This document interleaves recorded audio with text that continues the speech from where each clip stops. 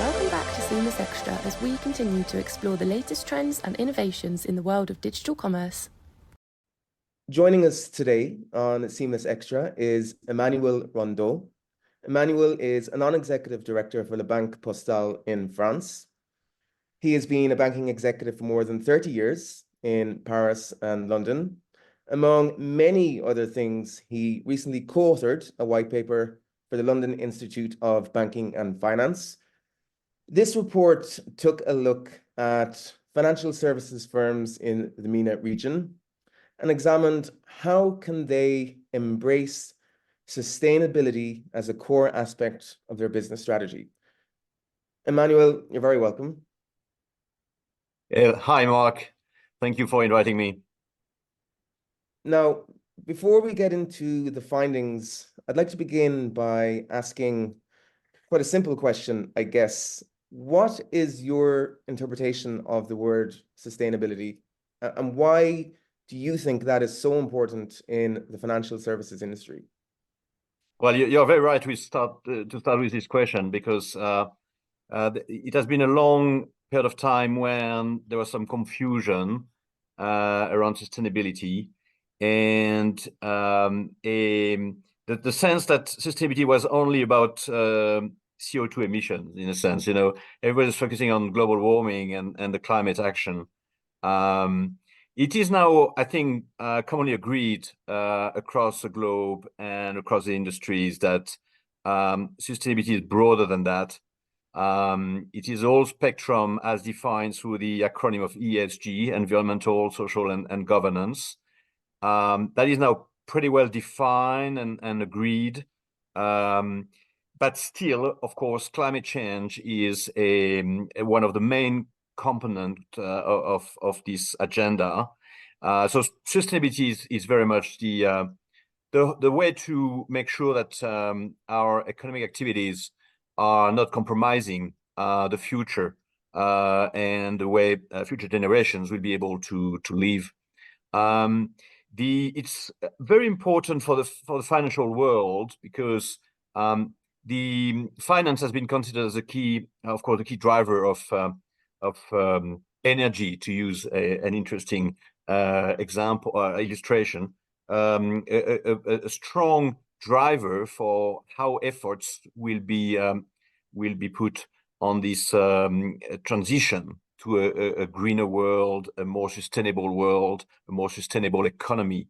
And so finance is at the heart of this transformation, and we all players in this financial industry are now taking sustainable finance very seriously, very actively, proactively, to make it a part of their strategy. So obviously then you took a look at the financial services landscape in the Middle East. In general, do you think the sector across the region is doing enough in this area right now? It is very clear that it has started more actively, more concretely than it has been the case over the past decade.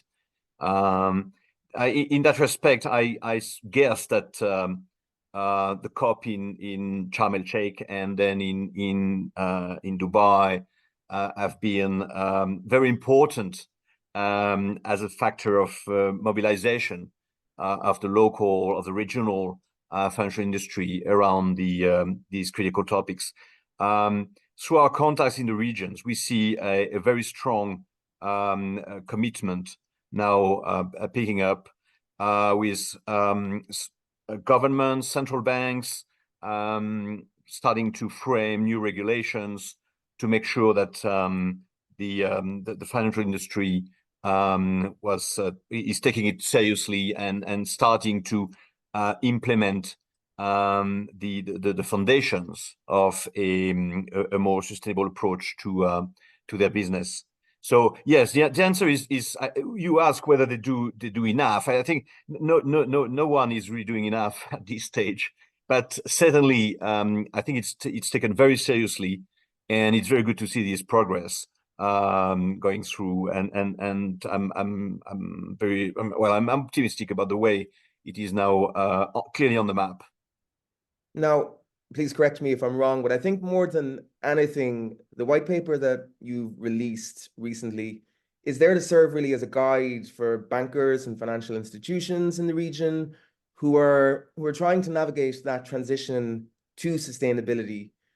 What are some of the most critical steps that you recommend in the report? Yeah, there are a lot of papers and reports and communication about sustainable finance and the transition. What we wanted to highlight here with my colleague Vera Spender-Kubek is very much to be very concrete, and it's no longer the time for awareness and sort of the basics of sustainable finance. We are now in the implementation phase, which means that all actors are facing the complexities of implementation. And so we try to highlight the sort of the key topics for 2024. It's not at all about starting up something. It's about progressing the agenda through a number of concrete steps. Just to name a couple here, I think the first thing is very much to start with the pillars of what is a proper strategy and how to orchestrate a strategy around sustainable finance. And we have highlighted two pillars here. One being the double materiality matrix, the materiality assessment, where each financial institution now has to assess where they are the more exposed to sustainability risk and how to deal with that. And the second pillar is around the transition plan, which becomes a very much a key driver, which will become a key driver of the strategy of all financial institutions across the globe. So that's I would say one of the key messages. The other one is to pay attention to what's going on in other regions, and I think definitely Europe is taking the lead on sustainable finance. The new EU regulations which have been introduced, being the EU taxonomy, for instance, or the new reporting directive called CSRD, are now imposing to companies across Europe new standards to deal with their green exposure, what they call green exposure or brown exposure, and to report about these features. So we could say, well, it's in Europe, it's not really related to the MENA region. The reality is that it's impacting everyone because of the way in this sustainability revolution, we now need to consider the whole value chain. It's not just what is happening locally. It's what is going through third-party suppliers, customers. So you have to pay attention to the whole chain. And in that respect, I think all region, and including the MENA region, will be impacted by these new regulations that are now being implemented in Europe. So that was the second focus of the paper, to try and alert financial institutions in the region to make sure that they pay due attention to what's going on in Europe, especially because they are taking the lead, and it might be an illustration of what will happen next in how we deal with sustainable finance and sustainability risk as a whole.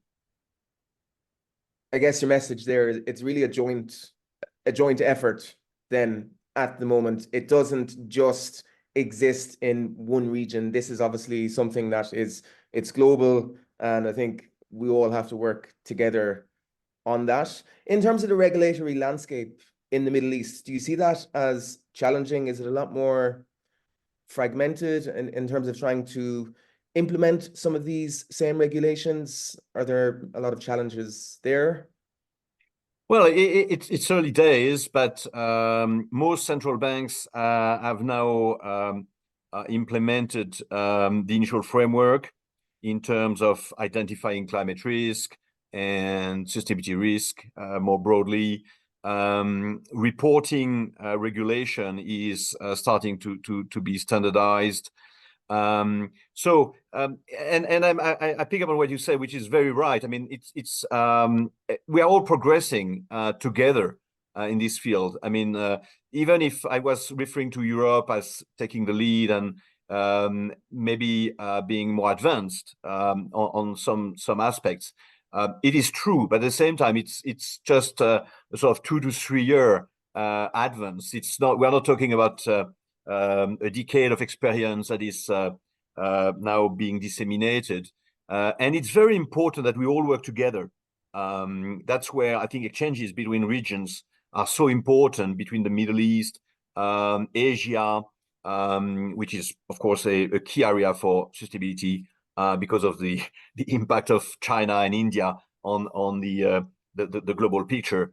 Europe, as I was referring to, because of their very ambitious target in terms of sustainability, and of course the US, where there are very significant debates between the pros and the cons of the supporters and